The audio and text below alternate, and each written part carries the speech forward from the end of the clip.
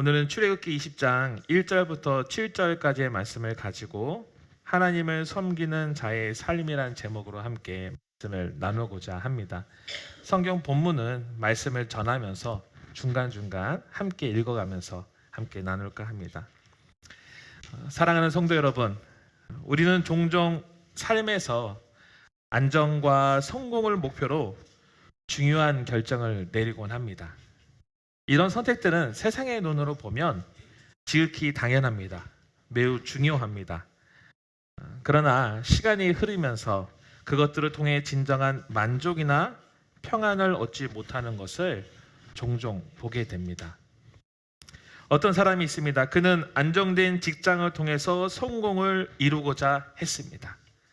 그런데 시간이 점점 지나면서 이 목표가 삶의 중심이 되어 버렸습니다. 열심히 노력했습니다. 그런데 자신의 내면 깊은 곳을 채울 수 없는 그 목표를 쫓고 있다는 것을 자신은 깨닫게 됩니다. 그러자 결국에는 공허함과 허탈감에 당황합니다. 이 이야기는 제가 지어낸 이야기가 아닙니다. 어떻게 보면 우리의 남편, 우리의 자녀의 이야기고 혹은 내 주변에 있는 이웃의 이야기이기도 합니다. 그리고 이곳에 있는 저와 여러분의 모습입니다. 얼마 전에 집사님 한 분이 저에게 전화를 하셨습니다. 목사님, 청년들이 정신적으로 너무 많이 아픕니다. 힘들어합니다. 어떻게 도와줄 방법이 없을까요? 저는 이 얘기를 듣고 나서 한번 찾아봤습니다. 요즘 현대사회에 많은 사람들이 겪는 질병 가운데 하나가 정신질환이라고 합니다.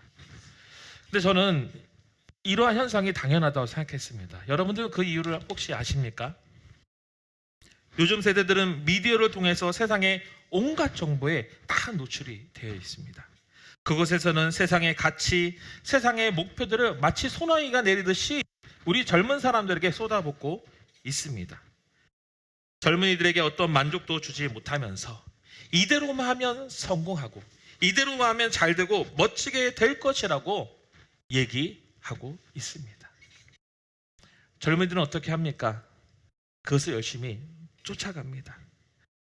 그들의 잘못은 그것을 듣고 열심히 산 잘못밖에 없어요. 그런데 그로 인해서 겪는 어려움을 인해서 그들 역시나 마음의 허탈감과 공허함을 느끼고 어찌 보면 젊은 청년들이 정신적으로 힘들어하는 이 결과는 당연한 듯 보입니다.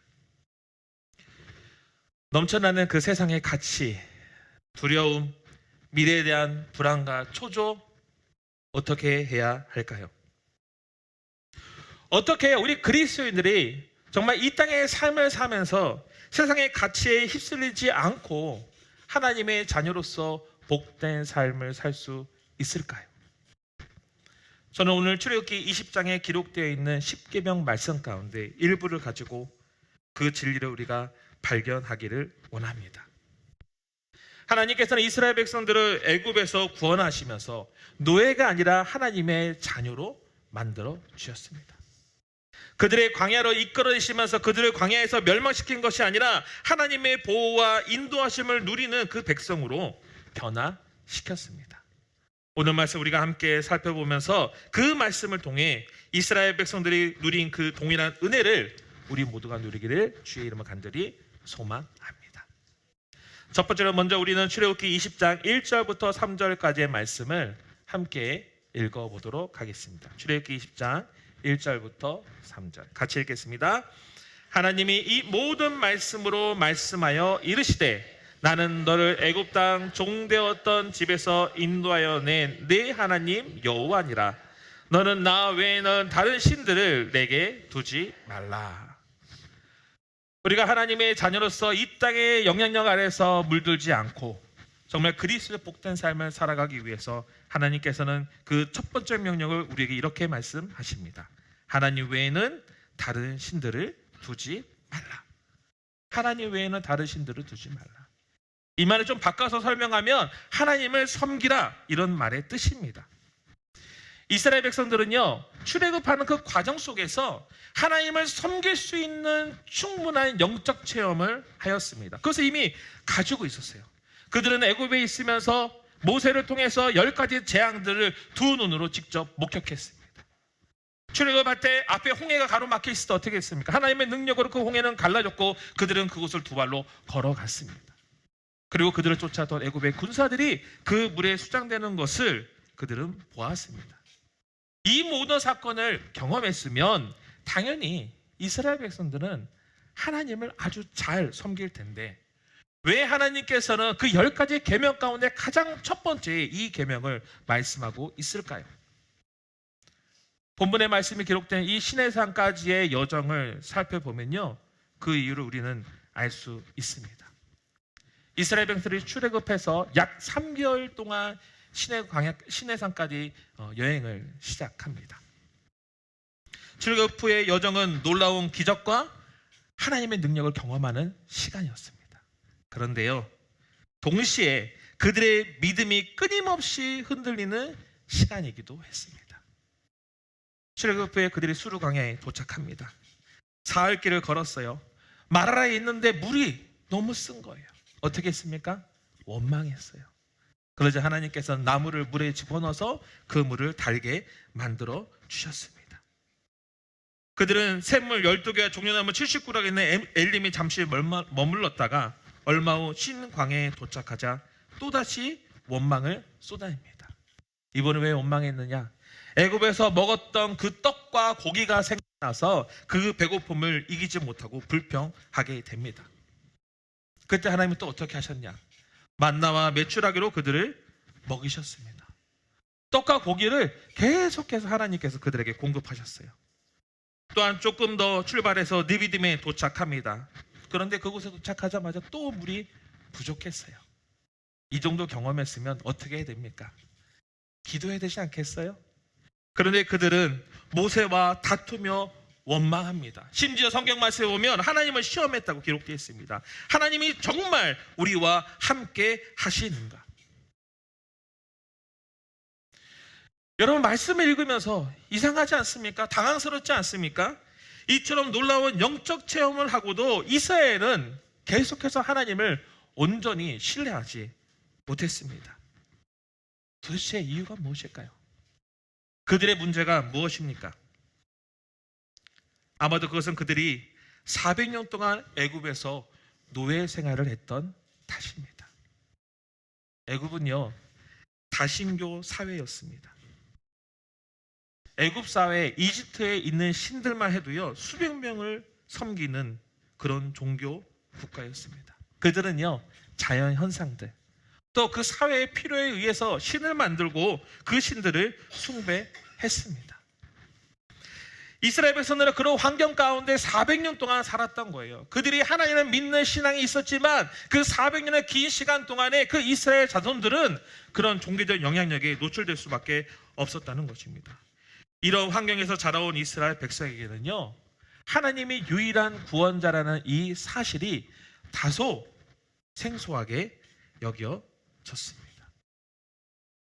모세가 와서 하나님의 능력을 보여주고 하나님의 기적을 보여주고 하나님의 역사를 이루었음에도 불구하고 이스라엘의 자손들은 하나님이 정확히 누구인지, 어떤 분인지 그 하나님에 대한 깊은 이해가 부족했던 것입니다. 그래서 오늘 하나님께서는 이스라엘 백성들에게 가장 먼저 여호와 하나님을 섬기라고 말씀하고 있는 줄 믿습니다. 성도 여러분, 하나님은 누구이십니까? 이스라엘 백성을 섬겨야 될, 바라봐야 될, 의지해야 될 그 하나님은 어떤 분이십니까? 하나님께서는 본문 20장 2절에 이렇게 자신에 대해 이야기하십니다. 나는 여호와이다. 나는 여호와이다. 이 여호와는 히브리어로 야훼입니다. 야훼. 이 이름은 출애굽기 3장에서 하나님께서 모세에게 자신을 스스로 있는 자라고 계시하신 이름입니다. 출애굽기 3장 14절 말씀을 같이 한번 읽겠습니다. 시작. 하나님이 모세에게 이르시되 나는 스스로 있는 자이니라. 또 이르시되 너는 이스라엘 자손에게 이같이 이르기를 스스로 있는 자가 나를 너희에게 보내셨다 하라. 하나님은 어떤 분이라고요? 스스로 있는 자. 스스로 있는 자. 스스로 있는 자라는 그 의미를 찾아보니까 신학적으로 대략 세 가지 정도의 의미가 담겨 있는 것을 알 수 있었습니다. 첫째, 하나님의 자존성입니다. 자존성. 하나님은요, 외부의 어떤 존재에 의해 창조되거나 의존하지 않고 스스로 존재하는 분입니다. 그분은 다른 신들과 달리 그 누구에게도 의존하지 않으시며 만물의 근원이 되시는 줄 믿습니다. 둘째, 하나님의 영원성과 불변성입니다. 영원성과 불변성. 하나님은요, 과거, 현재, 그리고 미래에 걸쳐서 변함없이 존재하는 하나님입니다. 이스라엘 백성은 그들의 긴 역사 속에서 마주한 수많은 상황 속에서 변치 않으시는 그 하나님을 늘 경험했었고, 또 지금 말씀이 선포되고 있는 이 순간에도 이스라엘 가운데 그 하나님은 동일하게 계신 줄 믿습니다. 셋째, 언약의 하나님입니다. 여호와라는 이름은요, 이스라엘과의 언약 관계에서 특별하게 사용된 이름입니다. 말씀을 쭉 읽다 보면요, 나는 이 여호와 아니라, 나는 이 여호와 아니라, 나는 이 여호와 아니라, 하나님은 이렇게 말씀하시면서 그들과 언약을 세워 가십니다. 동일하게 오늘 말씀 가운데서도 하나님께서는 나는 여호와 아니라 하면서 이 실경의 말씀을 이스라엘 백성들에게 가르치고 있는 것입니다. 그렇다면 이 야훼라는 이름의 의미는 무엇이겠습니까? 하나님께서 그들과 맺은 언약을 신실하게 지키시는 그 하나님임을 그들에게 상기시키고 있는 것입니다. 하나님은요, 이스라엘 백성의 구원자이자 인도자 되심을 의미하는 것입니다. 400년 동안 애굽에서 종살이하면서 그 다신교 종교적인 성향에 물들어 있던 그들에게 이 하나님의 이름은 분명히 필요하였습니다. 그들에게 이 이름의 의미가 분명히 있어야 했었습니다. 스스로 있는 자, 이 하나님의 의미를 이스라엘 백성들이 마음 가운데 새겼을 때에 그들은 애굽의 영향력 아래서 벗어나 광야라는 그 긴 여정 가운데서 온전히 하나님을 섬길 수 있는 그 믿음을 소유하게 되는 줄 믿습니다. 그리고 하나님께서는 자신을 여호와라고 말씀하시면서 그들에게 이렇게 또 한 가지를 말씀하십니다. 나는 너희의 하나님이다. 나는 너희의 하나님이다. 이것은 하나님의 선언이요, 이스라엘 백성들을 향한 하나님의 약속입니다. 하나님은요, 인간이 만들어낸 신이 절대 아닙니다. 언제나 신실하게 자신을 보여주시고, 그리고 그 광야의 긴 여정 가운데서 끊임없이 우리를 인도하여 주시는 분입니다. 이처럼 놀라운 하나님께서 이스라엘 백성들에게, 그리고 이 자리에 앉아있는 우리들에게 뭐라고 말씀하십니까? 하나님을 섬기라. 내 앞에 다른 신을 절대 두지 말라. 하나님을 섬기라. 성도 여러분, 세상에 쏟아지는 수많은 영향력 앞에서 우리의 마음을 흔들리는 일들이 굉장히 많습니다. 마음이 낙담되고 쓰러지고 넘어집니다. 저는 그런 분들에게 강력하게 이렇게 말씀드리고 싶습니다. 그때마다 나는 스스로 있는 자라고 말씀하신, 나는 너의 하나님이라고 이야기하신 그 하나님을 여러분들이 기억하고 섬기시기를 주의 이름을 간절히 축복합니다. 그것이 우리가 이 땅의 삶을 살면서 그 세상의 영향력에 휩쓸리지 않고 하나님의 자녀로서 복된 삶을 사는 방법인 줄 믿습니다. 두 번째로 출애굽기 20장 4절부터 6절까지의 말씀을 함께 읽겠습니다. 출애굽기 20장 4절부터 6절 같이 읽겠습니다. 시작. 너를 위하여 새긴 우상을 만들지 말고 또 위로 하늘에 있는 것이나 아래로 땅에 있는 것이나 땅 아래 물속에 있는 것에 어떤 형상도 만들지 말며 그것들에 절하지 말며 그것들을 섬기지 말라.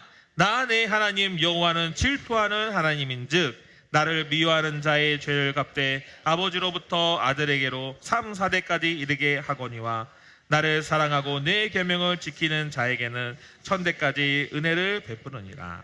아멘.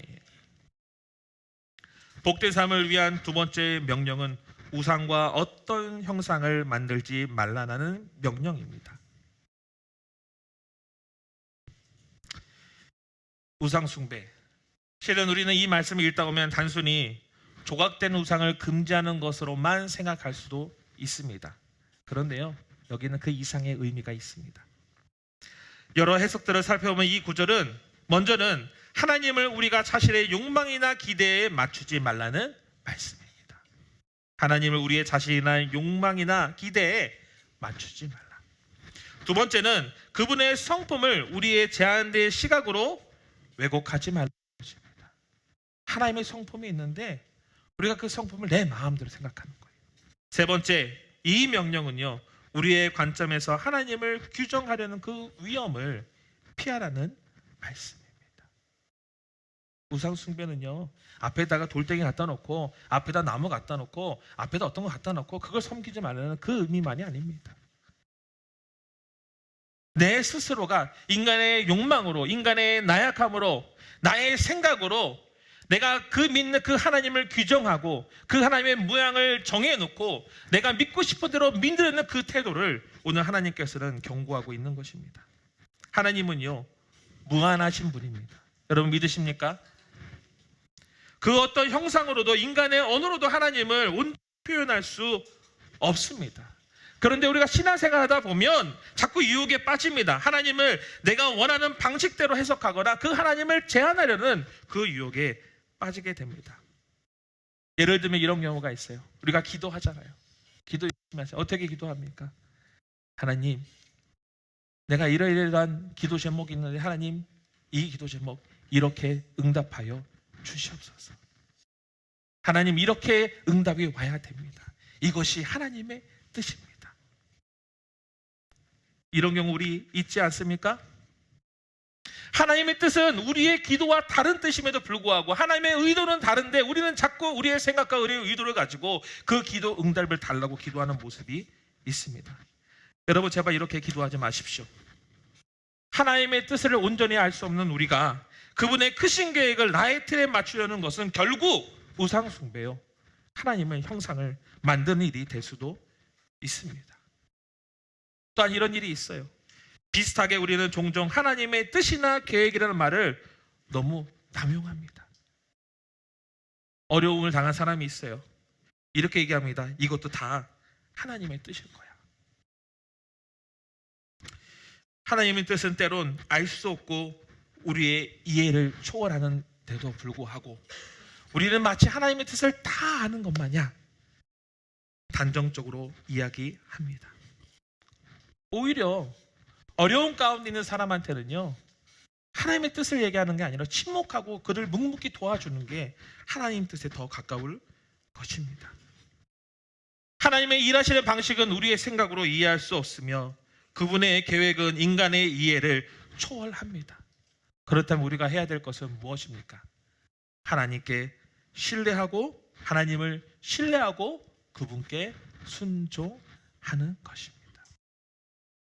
하나님께 신뢰하고 그분께 순종하는 것, 그것이 우상 숭배에 빠지지 않는 방법입니다. 그것이 하나님을 내 욕망과 내 판단과 내 생각과 내 의지에 가둬버리고 이게 하나님이라고 얘기하는 그 어리석음을 범치 않는 방법인 줄 믿습니다. 그렇다면 우리는 어떻게 우상을 만들거나 하나님을 형상하지 않고 그분을 참되게 섬길 수 있겠습니까? 제가 이스라엘 백성들의 모습을 바로 보니까요, 그들이 우상 숭배에 빠졌던 이유 중에 하나는요, 무지입니다. 무지. 400년간 종살이 했잖아요. 다신교를 믿는 그 애굽에서, 이집트에서 영향력을 받았잖아요. 하나님을, 그 이름은 알지 모르겠지만 진정 그 하나님이 어떤 하나님인지 알지 못했어요. 얼마나 무지했으면 그 수많은 이적과 기사를 경험해서 불구하고 계속해서 하나님을 원망하고 심지어는 하나님을 시험하려까지 들었겠습니까? 그렇게 우리는 무지하지 않기 위해서 매일 하나님의 말씀을 묵상하며 그분의 성품과 뜻을 배워야 합니다. 호세아 4장 6절에 나오는 말처럼 하나님을 아는 지식이 없으면 우리는 너무나도 쉽게 무지와 오해에 빠져 하나님을 나의 틀에 맞추려는 실수를 범하게 됩니다. 그래서 말씀을 통해서 우리는 구체적으로 그 하나님을 배워야 합니다. 그 하나님의 성품을 깊이 깨달아야 합니다. 그렇게 할 때 우리는 우리의 욕망이나 기대가 아닌 하나님이 어떤 분이신지 정확하게 분명하게 이해할 수 있습니다. 두 번째로는 그 모든 것의 결과를 하나님께 맡겨야 합니다. 기도해도 응답하지 않는 것 같고요. 내 인생의 하나님 뜻과는 무관하게 흘러가는 것처럼 보일 수 있습니다. 그러나 하나님께서는 여러분의 삶의 주관자임을 믿으시기를 바랍니다. 그분의 계획은 우리가 잘 알고 있듯이 우리의 계획보다, 우리의 생각보다 완벽합니다. 우리의 이해를 넘어서서 하나님의 섭리가 나의 삶에, 여러분 삶에 있다는 것을 인정할 때 우리는 하나님을 형상화하려는, 우상화하려는 위험에서 벗어날 수 있습니다. 잠언 3장 5절부터 6절에 이런 말씀이 있습니다. 너는 마음을 다하여 여호와를 신뢰하고 내 명철을 의지하지 말라. 삶의 모든 순간 속에서 여호와 하나님을 신뢰하기를 주의 이름으로 간절히 축복합니다. 결과를 그분께 맡기는 훈련을 통해 하나님을 온전히 경배하는 삶을 살 수 있습니다. 마지막으로 출애굽기 20장 7절 말씀을 함께 보겠습니다. 다 같이 읽겠습니다. 시작. 너는 네 하나님 여호와 이름을 망령되게 부르지 말라. 여호와는 그의 이름을 망령되게 부르는 자를 죄 없다 하지 아니하리라. 아멘. 마지막으로 하나님의 백성으로서 복된 삶을 살기 위해서는 세 번째로 하나님께서는 하나님의 이름을 존중하라고 말씀하고 있습니다. 방금 읽은 출애굽기 20장 7절 말씀, 하나님께서 이렇게 말씀하십니다. 내 하나님 여호와의 이름을 망령되게 부르지 말라. 이 말씀은 그 하나님의 이름을 가볍게 사용하지 말라, 이런 의미를 넘어서서 하나님 우리의 말과 행동 속에서 진정으로 경외하고 존중하라는 명령입니다. 하나님의 이름에는요, 하나님의 권위와 성품이 담겨져 있습니다. 그렇기 때문에 우리가 삶을 살아가면서 그 하나님을 경외함으로 말미암아, 하나님을 높임으로 말미암아 우리는 그 하나님의 이름을 존중하게 되는 것입니다. 즉, 나의 말과 행동을 통해, 여러분의 말과 행동을 통해 하나님이 드러나는 것입니다. 나의 삶을 통해서 하나님을 높여 드리는 것입니다. 그렇기 때문에 우리 그리스도인은요, 말이 하나님의 이름을 높이고 경외하고 있다는 사실을 반드시 기억해야 합니다. 또한 우리의 행동이, 우리의 태도가 항상 늘 그 하나님 앞에 있는지, 하나님 보시기에 합당한지 살펴봐야 될 줄 믿습니다. 하나님의 이름을 존중하는 삶은요, 단순히 말뿐이 아니라 우리의 삶 전반에서 그분의 거룩함을 드러내는 줄 믿습니다. 이 명령은요, 새세면 축제를 맞이하는 우리에게 더욱 중요한 말씀입니다. 그 하나님의 이름을 나의 삶을 통해서, 나의 말을 통해서 끊임없이 높여드릴 때 결국 나를 통해서 드러나는 것은 하나님의 성품입니다. 나를 바라보는 사람들이 무엇을 보겠습니까? 그들은 나를 바라보는 것이 아니라 하나님을 바라보는 것이요, 는 무사람들에게 하나님께 복음을 전하는, 하나님의 복음을 전하는 통로로 사용되는 귀한 사명을 감당하게 되는 줄 믿습니다. 이것이 오늘 하나님께서 이스라엘 백성들에게 이 말씀을 주신 이유입니다. 아브라함부터 이스라엘 백성을 향한 하나님의 약속이 있지 않습니까? 그들은 복을 전하는 자들이지 않습니까? 어떻게 복을 전합니까?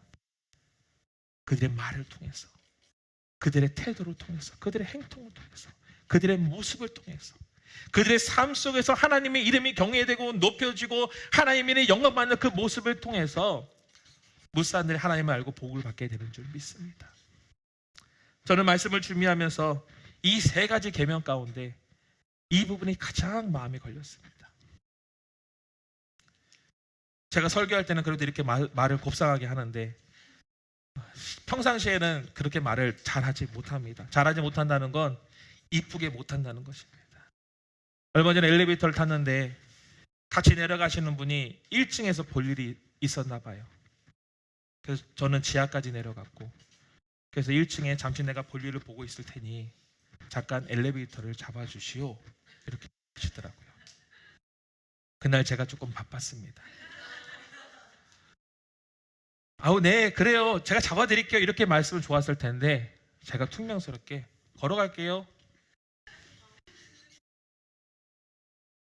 걸어 내려오면서 마음에 많은 회개를 했습니다. 제가 영화교회를 다시 오고 나서 이런 말실수가 굉장히 많았습니다. 아마 제가 집사님 죄송해요 라고 들은 분들 많이 계실 거예요. 어떤 집사님 저에게 얘기합니다. 목사님 목소리가 너무 좋습니다. 그럼 보통 어떻게 얘기해야 됩니까? 아, 네 감사합니다. 저 목소리만 좋아요. 제가 그렇게 얘기했어요. 뭐 더 많습니다. 예, 더 많고 더 많은 일들이 있었습니다. 제가 그런 기도를 했어요. 하나님, 저도 좀 말본새 좀 이쁘게 하면 참 좋겠네요. 목사로서 그 치명적입니다. 예. 혹이나 최근 저 때문에 저희 말로 인해서 조금 제 마음에 그런 분이 있다면 이 자리에 비해서 회개합니다. 네. 직장과 가정, 사람들과의 관계에서 우리는 하나님의 사랑과 정의가 드러나도록 힘써야 합니다. 그분의 이름이 우리 안에서 존중받고 이를 통해 주변 사람들에게 하나님의 성품이 증거가 되어야 합니다. 우리 모두 믿음의 본을 보이는 삶을 삽시다. 하나님을 섬기는 자로서 어려움에 처한 사람들에게 힘이 되어줄 때 그들의 사랑으로 섬기며 하나님의 마음을 나타내는 삶이 하나님의 이름을 높여드리는, 하나님의 이름을 망령되이 부르지 않는 진정한 삶의 태도인 줄 믿습니다. 사랑하는 성도 여러분, 하나님은 우리가 하나님만을 섬기고 그분을 형상화하지 않으며 그분의 이름을 존중하는 삶을 통해 하나님과의 언약적 관계를 이루시고 우리의 삶을 복되게 하시는 줄 믿습니다. 세상의 가치관이 우리의 마음을 흔듭니다. 어떻게 해야 될지 모를 때가 옵니다. 그럴 때마다 우리는 하나님이 누구신지 기억합시다. 그리고 우리의 삶의 기준을 하나님께 맞추어 우리의 삶을 잘 살아내시기를 간절히 소망합니다. 그래서 하나님이 주신 그 은혜 가운데 복된 삶을 누리며 무사람들에게 그 하나님의 성품을 드러내는 저와 여러분 되기를 주의 이름으로 간절히 축복합니다.